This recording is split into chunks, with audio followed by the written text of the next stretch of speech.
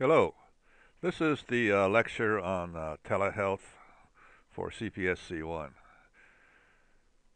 You will write a paper based on this information. The actual paper standards and substitution will be explained in Blackboard.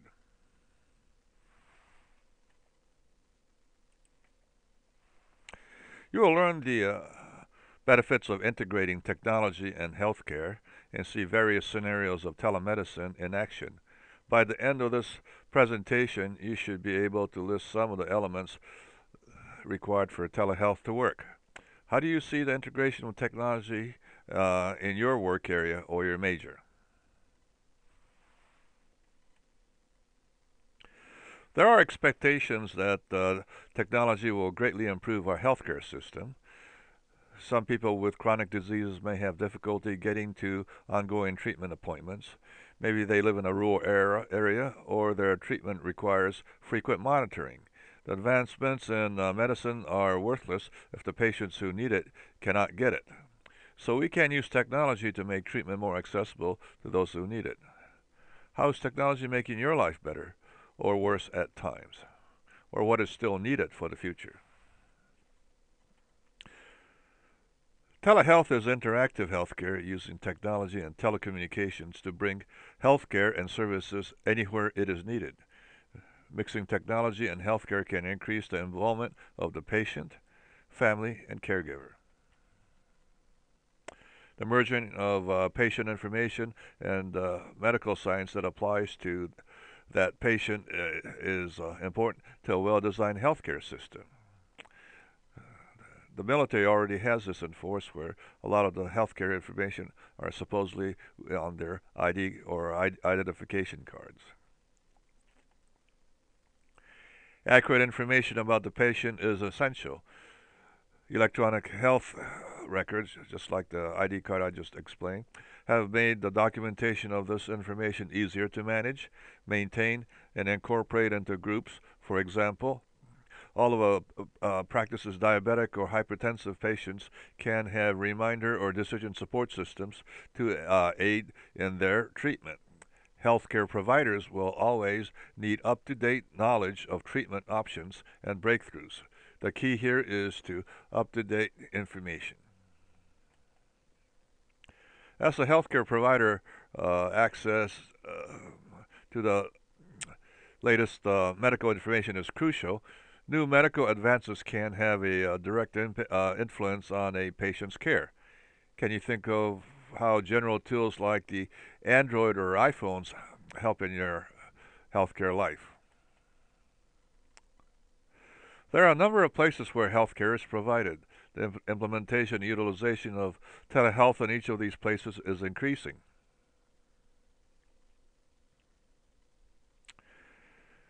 According to the Journal of Clinical Rheumatology, there is a direct correlation between age, gender, and education when it comes to utilizing the internet and email as a communication method with patients and caregivers. A study in the Pediatrics Journal found that parents of pediatric patients were willing to use email, and in fact, those communications were 57% faster than the phone. This I'm going to have to learn to utilize myself. With 100 million Americans living with chronic gut condition, including myself and the 86-year-old mother that I'm taking care of, the financial burden to our healthcare system is significant and will be increasing as more Americans age. Through telehealth, and the opportunity for reducing costs is possible, not just by direct communication, but also by remodeling how we are providing care. Quality of care increases with direct intervention of long-term chronic disease.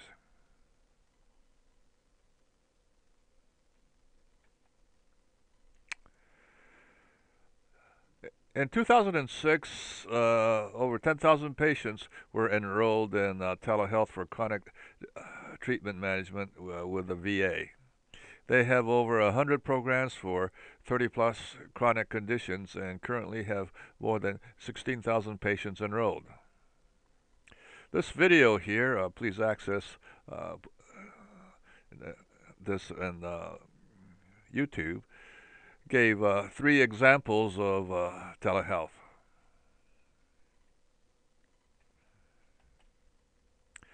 One was telepulmonary care, telemental health, and telegeneral practice using web stethoscopes, high-def movable camera to check for lesions and things on the screen, on the skin. Excuse me.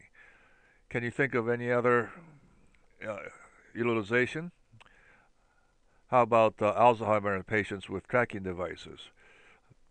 Remember that the VA cannot build large centers everywhere it is needed. So this telehealth can help it, and it could possibly help other centralized medicine. The VA analysis from 2002 showed remarkable improvement of patient outcome as shown by these reductions in hospital administration, uh, admissions, and inpatient care.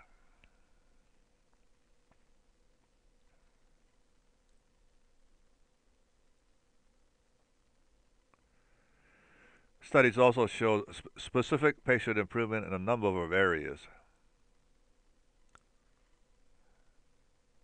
You may want to look at a newer version volume of this journal. The data can be very important for cardiac patients and their caregivers. Frequently cardiac patients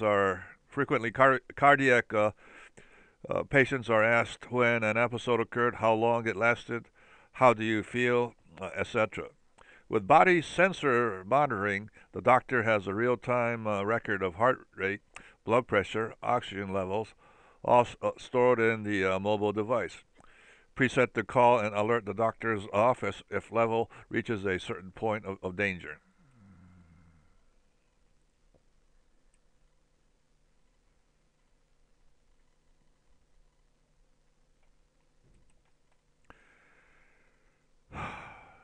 You've seen some examples of body sensors. Can you think of some other examples of the diseases and solutions that can be provided by body sensors? Okay, how about Alzheimer's and GPS tracking, diabetes and glucose level data uploads and tracking, heart disease and blood pressure? How about sleep disorders and oxygen levels with vital signs? You may have even gone to a place, but to have your sleep acting checked, but now you could do it from your own house. And also, along with the telepsychiatry, depression and med compliance communication can also be checked. Here are some of the other disease and possible solution.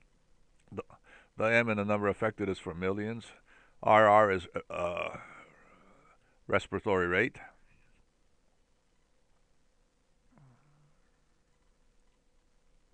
And let's see, FEVI is, let's see, forced expiratory volume in 1 second.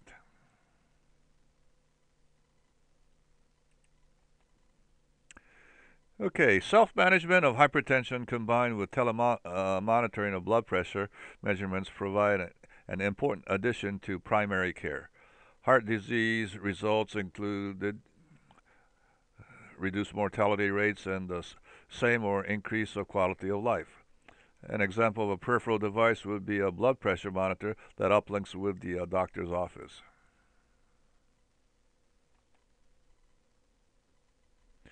Travel to a specialist far away may be an issue due to weather, access to transportation, physical condition, or disability. By video conferencing, physicians can share test data and receive specialty assistance.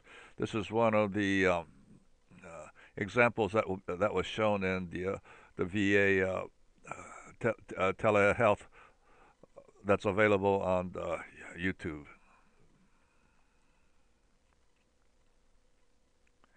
Studies have been conducted in all fields, but most widely examined in these fields. Now you can see how an Excel spreadsheet can really accentuate the results here. When there was a treatment of change, 80% of the time it was due to telespecialist intervention and yielding better clinical outcomes for the patient.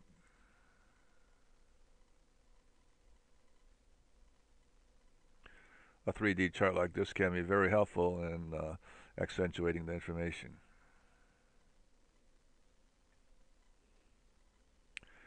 Okay, cameras and monitors or video screens can provide bidirectional patient and family to provider and or provider to provider communications. Constant supervision provides improved outcome for ER patients when time is critical. For example, care of a stroke victim.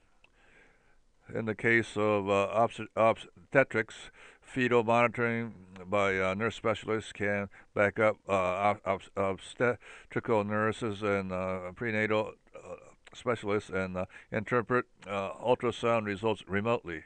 Telepharmacy can help with reviewing treatment plans and medical orders and CPOE or computerized physician order entries. Telepharmacy can also be used if pharmacy isn't available in rural areas.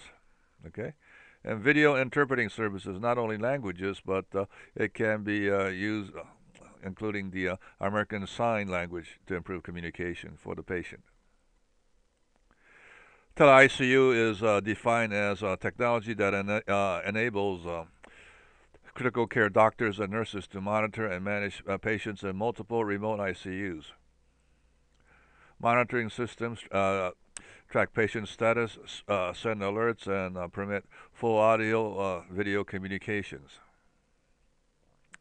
If you put in this second line here exactly, you'll see one on Eastern Maine's virtual ICU where they use the system. All the nurses, though, on the double watch have at the minimum of 5 years critical care experience.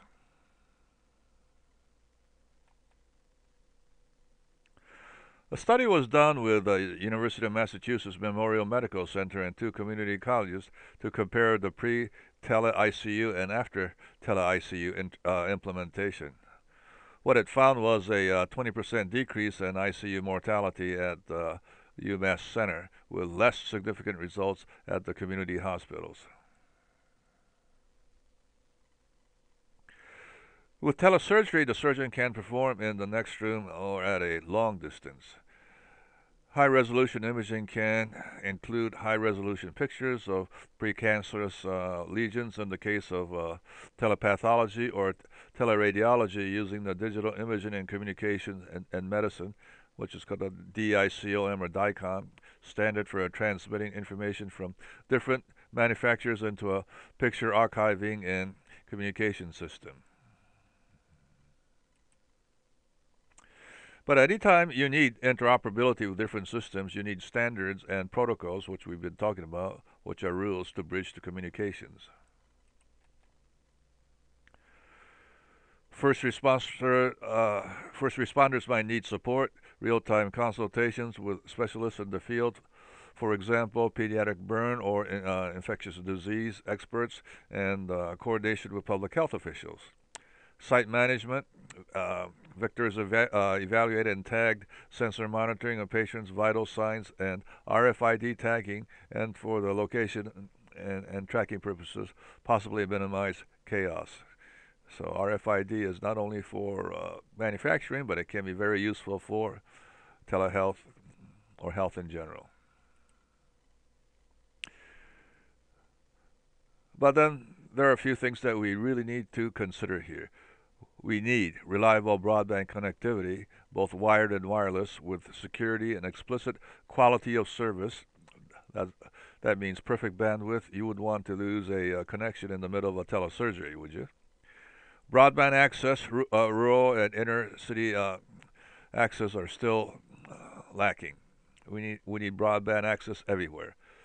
Standards set to ease interoperability, for example. There are many manufacturers of video conferencing equipment, but they don't all talk to each other, which is a problem.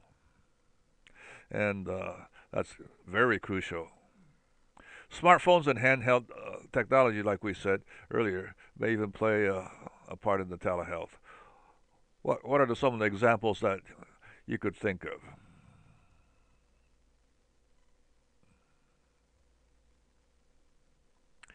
So this is it. So I hope you enjoyed it. Try to make this into a paper. Look for the sources, and then as we said earlier, the actual procedures will be stated in Blackboard. Thank you.